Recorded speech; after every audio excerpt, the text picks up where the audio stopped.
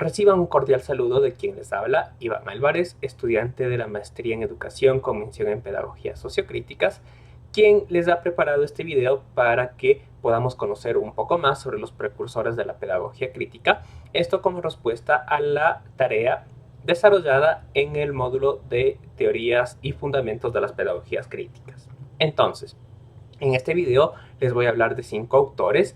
En este caso les voy a hablar de Jean Rousseau, de Pestalozzi, Froebel, Dewey y Freinet. Comencemos. De Rousseau les puedo mencionar que él nace en Ginebra, Suiza, el 28 de junio de 1712. De igual manera, junto con Voltaire y Montesquieu, son considerados los precursores o grandes pensadores de la Ilustración, movimiento del cual años después él se alejaría porque consideraba que las ideas que en un primer momento habían impulsado este movimiento eran muy distantes o muy diferentes de las que se estaban llevando a la práctica. Dentro de sus obras más importantes podríamos mencionar que está El Contrato Social y en el sector o en el ámbito educativo, Emilio o la Educación. Él fallece a los 66 años de edad en el año de 1778. Dentro ya de sus aportes a las pedagogías críticas, podemos resumirlo en 5 puntos. El primero, él consideraba que la educación debe centrarse en el estudiante o en el niño y no tanto en los adultos. En este caso, él partía de la idea que todos los adultos y todos los seres humanos son bondadosos y que una persona llega a cometer actos de maldad o se vuelve una persona corrompida es cuando la sociedad interfiere con estos procesos de la naturaleza o con los procesos de la niñez. Por ende, la niñez debía ser un proceso que se debe respetar y que se debe desarrollar en la mayor minuciosidad posible para que no se llegue a dar esto. Por ende, la educación debería centrarse en los estudiantes, que son los pequeños, y no en los adultos. De igual manera, él propone o ya estableció una relación entre la motivación y el aprendizaje. Él había mencionado que los contenidos que se imparten por parte de los docentes deben estimular o deben ser estimulados por ellos hacia los estudiantes, en un ambiente que ellos se interesen por aprender y que no sean únicamente contenidos impuestos por un adulto hacia un niño. Otro elemento muy importante de su teoría es que él considera que la educación no inicia con la etapa de la escolaridad o con el rol docente, sino él considera que la educación inicia en el momento que una persona nace. Desde ese punto, él ya está siendo educado tanto por familia, sociedad, maestros, escuela, y por ende es una obligación de todos velar por la seguridad y el correcto funcionamiento de esa persona, que cómo se lo desarrolla, como habíamos mencionado, respetando estos procesos naturales. Y aquí es tal vez uno de los aportes más importantes que lo considero a nivel personal que establece Rousseau, es la diferencia entre niño y adulto. Él en uno de sus libros nos menciona que se debe ver al niño dentro del niño y al adulto dentro del adulto. En este caso se debe tener en cuenta el contexto temporal en el cual se desarrolla Rousseau, donde a los niños se les veía únicamente como adultos en miniatura y era trabajo de la sociedad acelerar su crecimiento para que se puedan convertir en adultos por completo, mientras que Rousseau se ponía por completo esta idea. Él consideraba que los contenidos y el desarrollo lo debe establecer el niño en función a las herramientas y características que tenga y no la sociedad. De igual manera, de esta base o de esta fundamentación surge la siguiente idea, que él considera que cada individuo tiene características particulares tanto a nivel físico y psíquico. Por ende, no se puede dar una educación masiva, sino se debe dar una educación que responda a estas particularidades o a estas individualidades. Entonces, ¿cuáles son los puntos más centrales o más importantes que introdujo Rousseau a las pedagogías críticas? Primero, que él considera que la naturaleza del hombre y del ser humano es bondadosa y que ésta se corrompe cuando la sociedad no respeta o corrompe en sí a los más pequeños o al hombre, y de igual manera él considera que lo que debe ser la educación es respetar los procesos naturales de maduración que tienen los estudiantes y establecerse en base a ellos y más no a lo que establezca la sociedad. El siguiente autor del cual les quiero hablar es Johann Pestalozzi. Él nace en Zúrich el 12 de enero de 1746. Es un gran pedagogo y educador reconocido a nivel internacional. Él consideraba o basaba sus teorías en que todas las desigualdades sociales como la pobreza o las injusticias se podían solucionar a través de una buena educación o a través de una educación integral, mejor dicho. Y en este caso, él, impulsado por esta idea, comienza a fundar escuelas por toda Suiza con su método muy influenciado de Rousseau, donde consigue grandes éxitos como ser prácticamente el pilar para que el analfabetismo sea erradicado alrededor del siglo XVIII en Suiza.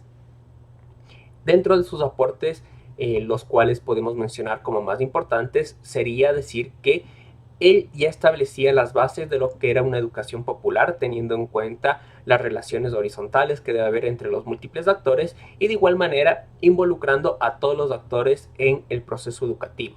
Y no solo tenía la visión de que el educador, como es el experto pedagogo, es el único que debía opinar, sino él también tenía en cuenta o consideraba que dentro del currículo educativo se debe tener en cuenta tanto la visión del estudiante como de las familias que desarrollan estos tipos de procesos educativos.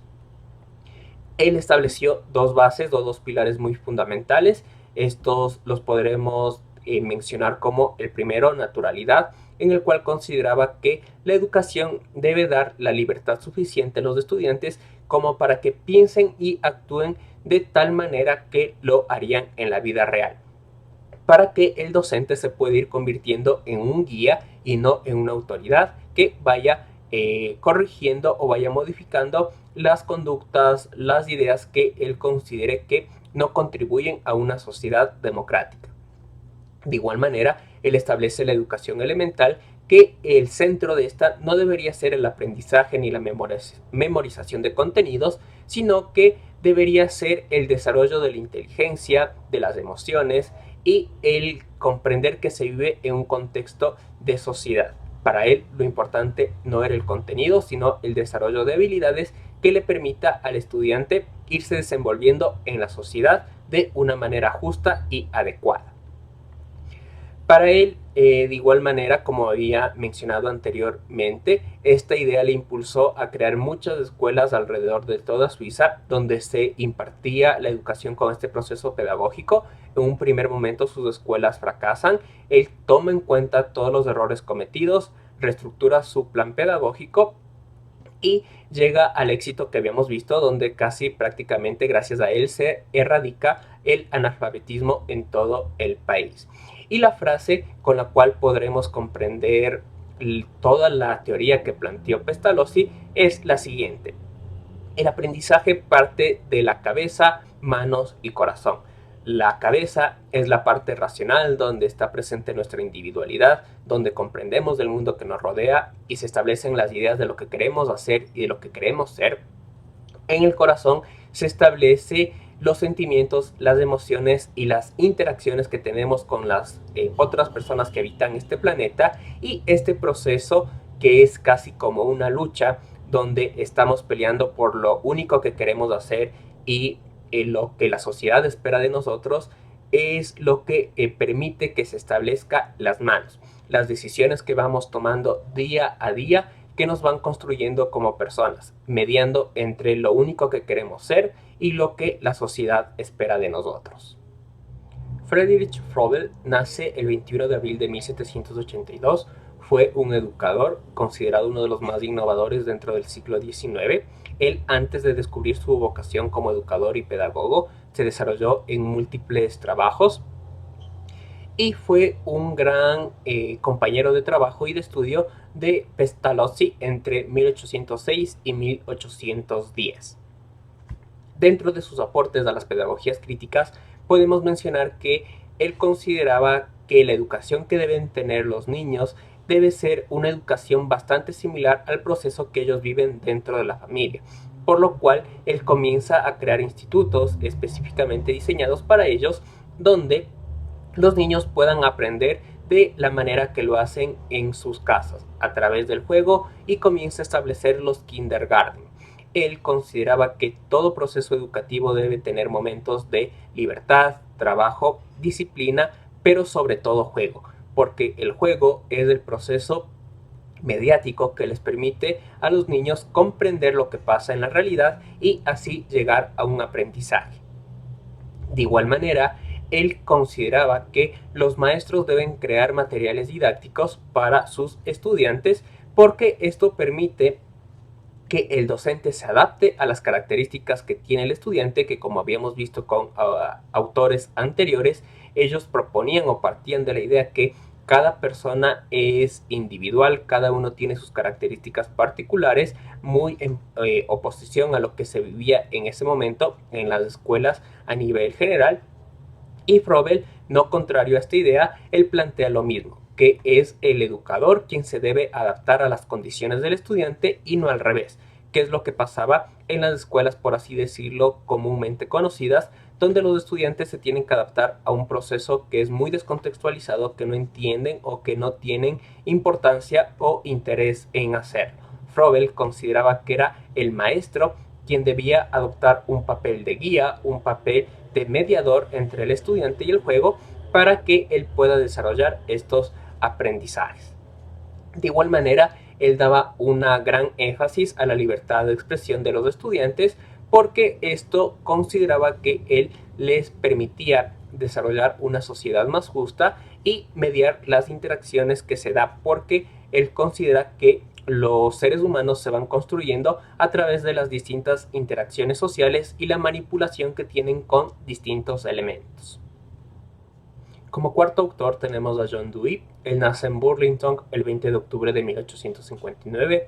Fue un gran filósofo, pedagogo y psicólogo. Es reconocido como uno de los fundadores de la pedagogía progresista y como sus principales obras literarias tenemos Democracia y Educación y El arte como experiencia. Dentro de los aportes que él planteó podemos mencionar que él consideraba que la escuela debe representar lo que realmente pasa en la sociedad y por esto la escuela y la educación en general debe servir para mejorar la calidad de los individuos.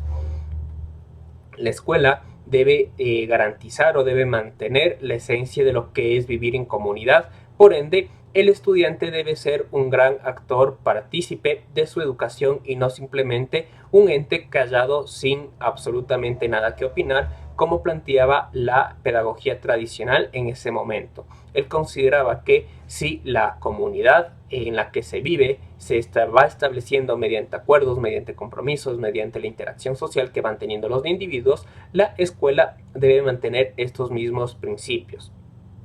Por lo cual, él planteaba una educación enormemente activa, donde el papel del maestro es únicamente un orientador y no alguien que impone conocimientos, sino una persona que guía mediante el aprendizaje.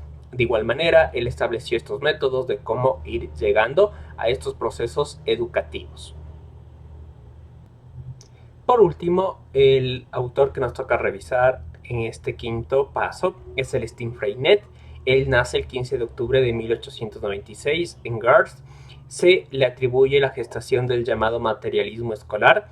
También se le considera como el fundador de la escuela moderna sindicalista y su obra más conocida es La imprenta en la escuela. De sus aportes podemos mencionar que ya tienen un tronco mucho más común a lo que se conoce de las pedagogías críticas. Por ende, él basaba la educación para la acción como con un enfoque de desarrollo popular, donde la educación permita ir eliminando las desigualdades que están presentes en la sociedad y se vaya construyendo en un proceso que involucre a los diversos actores, no solo a grupos privilegiados. Él también tiene un interés en que los niños aprendan haciendo y esto les permita luego llegar al hagan pensando, a que vayan racionalizando el por qué tomo ciertas decisiones, el por qué hago de ciertas cosas, tales actividades y puedan ir siendo críticos autónomos de su vida y de igual forma de los procesos que van ocurriendo en su sociedad. Él plantea que el conocimiento no se lo puede transmitir netamente a través de un proceso teórico, sino que los aprendizajes deben ser desarrollados de maneras activas, de maneras prácticas, por lo cual él considera que tanto la experiencia como la experimentación son partes fundamentales del proceso educativo. De igual manera, basa todos sus procesos educativos en valores como la libertad, el respeto y la disciplina que permitan ir construyendo una educación más, más centrada en los estudiantes, que vayan eliminando estas desigualdades presentes en la sociedad, y por ende rechaza la educación masiva que tiene como objetivo o como fin únicamente el mantener el status quo y no hacer que los estudiantes se cuestionen y mejoren los procesos de la sociedad. Como conclusiones a estos precursores de la pedagogía crítica, podemos evidenciar que todos ellos plantean un gran interés en que se tome en cuenta la visión y las ideas del alumno, no solo que se planifique el proceso curricular o educativo desde la visión del profesor, desde la visión de los adultos, sino que ellos dan un enfoque a los estudiantes que en el contexto donde se desarrollaron ellos eran vistos no más como cualquier otro mueble que está presente en el aula o en el contexto educativo. Ellos se oponen de igual manera a esta educación parcializada donde únicamente se preocupa por desarrollar contenidos o por desarrollar un temario. Todos ellos evidenciaron la importancia de desarrollar habilidades y herramientas a nivel social, a nivel emocional, que les permita ir desarrollando habilidades que realmente contribuyan al mejoramiento de la sociedad. De igual manera, tienen un tronco común en que consideran que la educación debería ser una oportunidad para eliminar o al menos ir reduciendo los problemas que están presentes en la sociedad, y que las escuelas no deben ser vistas como simplemente instrumentos que mantienen esas desigualdades sociales, sino que deben evidenciar lo que ocurre en la sociedad, no para mantener estos estereotipos o estas relaciones de poder, sino para que ahí se vaya construyendo un proceso dialéctico que permita ir superando todos estos problemas. Eso ha sido todo en cuanto a lo que yo les puedo mencionar sobre estos autores. A quien llega a ver el video, espero que le haya quedado todo claro, que haya sido lo más comprensible posible. Así que sin más que decirles, me despido. Pasen bien.